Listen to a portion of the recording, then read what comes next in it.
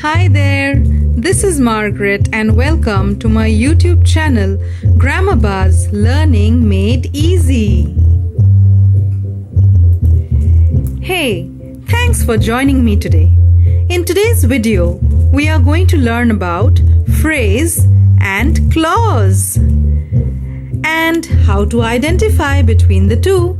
But before we move on to the main part of the lesson, let us quickly get to know what are the lesson objectives. So are we ready? I bet we are.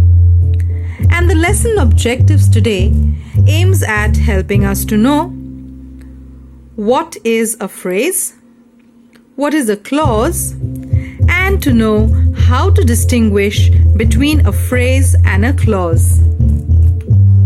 So, let us begin from the very beginning, and that is, what is a phrase? Yes, what is a phrase? Well, what about it? So let us get to know. Well, you see, a phrase is a group of words that does not have a meaning if used alone. But if put together in a sentence, they make a unique meaning. Phrases are units that can be put together to make up sentences. Most importantly, it does not have a subject and a verb combination. So, let us try and understand this with an example. For example, bright sunny day. It is a group of words having adjectives bright and sunny and a noun day. It does not have a subject or a verb combination. And when it is used alone, it does not make any meaning. Reading these words, you might ask the question, what about bright sunny day? As they do not make any meaning. So bright sunny day does not convey any meaning when they stand alone. But when used in a sentence, they would certainly convey a unique meaning. For example, it was a bright sunny day. This certainly gives us a unique meaning. It makes a complete sense. But only saying bright sunny day, it does not give us a complete meaning. So we can say bright sunny day is a phrase. Well, what about this one? Around the hive. Well, it is a group of words, certainly it is, having a preposition around and a noun hive. It does not have a subject-verb combination. And when used alone, it does not give us a complete meaning.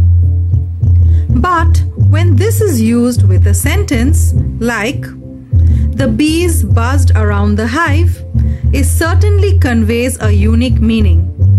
But when standing alone around the hive, it makes no complete meaning. So we can say, around the hive is a phrase.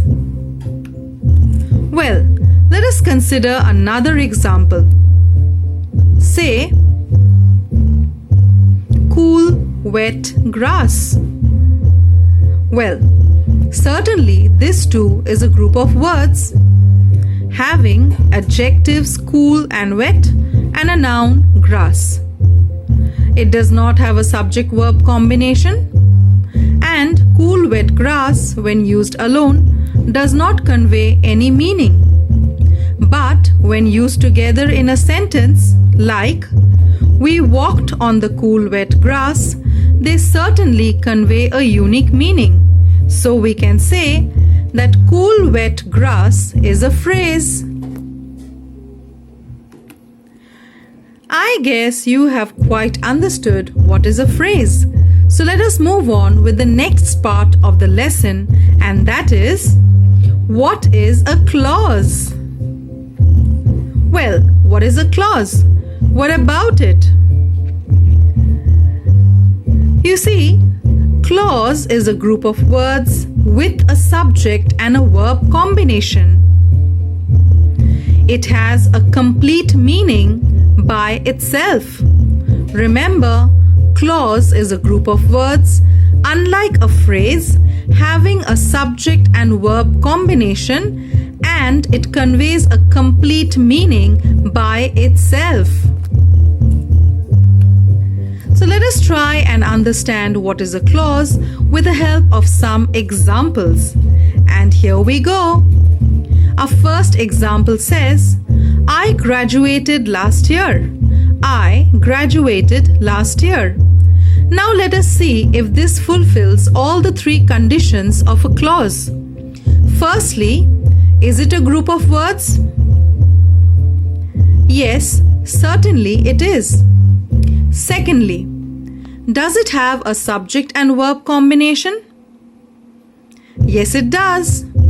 I is the subject and graduated is the verb in this case.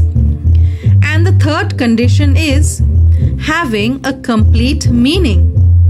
Of course, I graduated last year makes a complete meaning of its own. So we can say, I graduated last year is a clause. Well, let us take another example, and that is, Andy read the story. Well, let us see if this fulfills all the three conditions of a clause. Let's find out. Firstly, is it a group of words? Yes, it is a group of words. Secondly, does it have a subject-verb combination? Yes, it does. Andy is the subject and read is the verb in this case. And thirdly, does it have a complete meaning? Of course, Andy read the story makes a complete meaning of its own. So we can certainly say that Andy read the story is a clause. Well, let us take another example into consideration, and that is, he greeted me. Now let us see if this too fulfills all the three conditions of a clause. Is it a group of words in first case? Yes. Does it have a subject and verb combination? Certainly it does. He is the subject and greeted is the verb in this case. And does it convey a complete meaning? Of course. He greeted me makes a unique meaning by itself.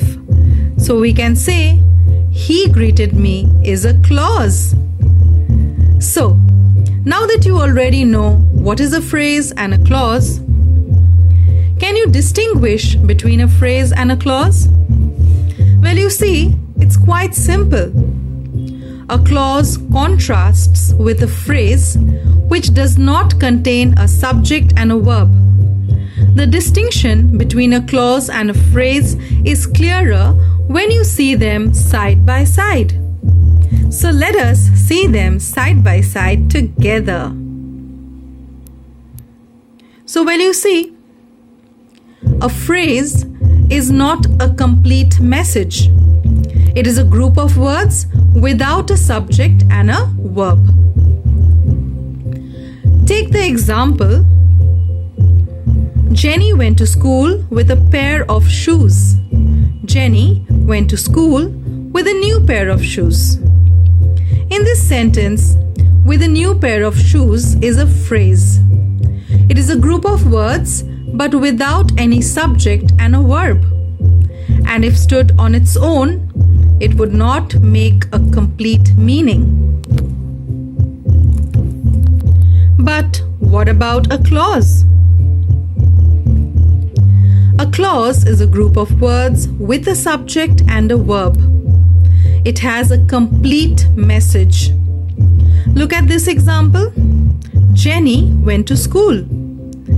This is a clause as it is a group of words having a complete and unique meaning of its own and certainly having a subject-verb combination, that is, Jenny is the subject in this case and the verb is went. So, in order to distinguish between a phrase and a clause, we need to look out for two things. And what are they? Yes, you're right. Firstly, it is the subject-verb combination, and secondly, whether the given group of words make a complete, unique meaning when standing alone. So remember that in order to distinguish between a phrase and a clause, you need to look out for two things. And that is, firstly, whether the sentence has a subject-verb combination, and secondly, whether the given group of words make a complete meaning when standing alone.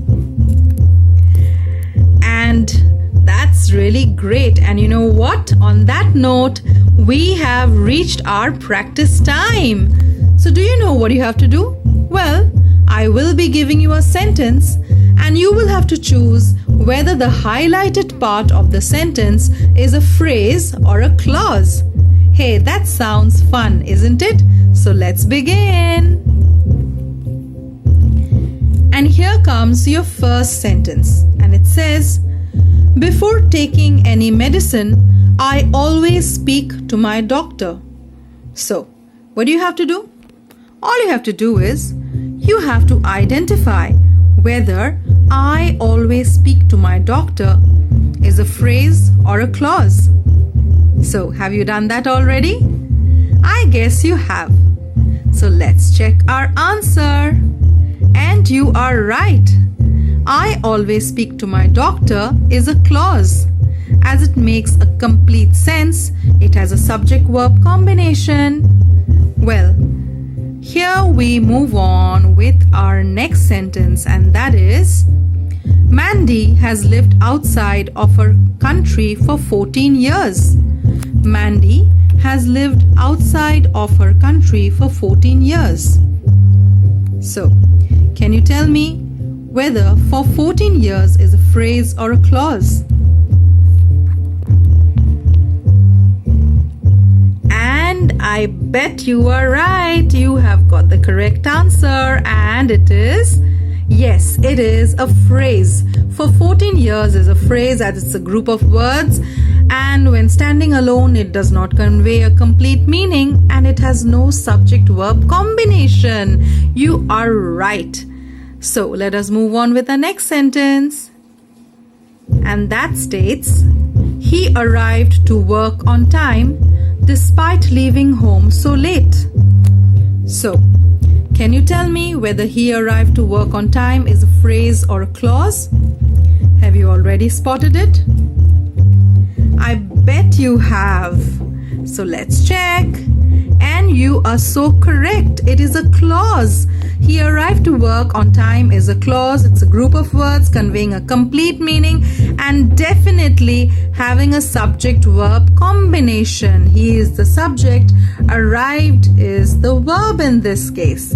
Well, let us move on with our next sentence, and that is, in the morning, it is best to get up early.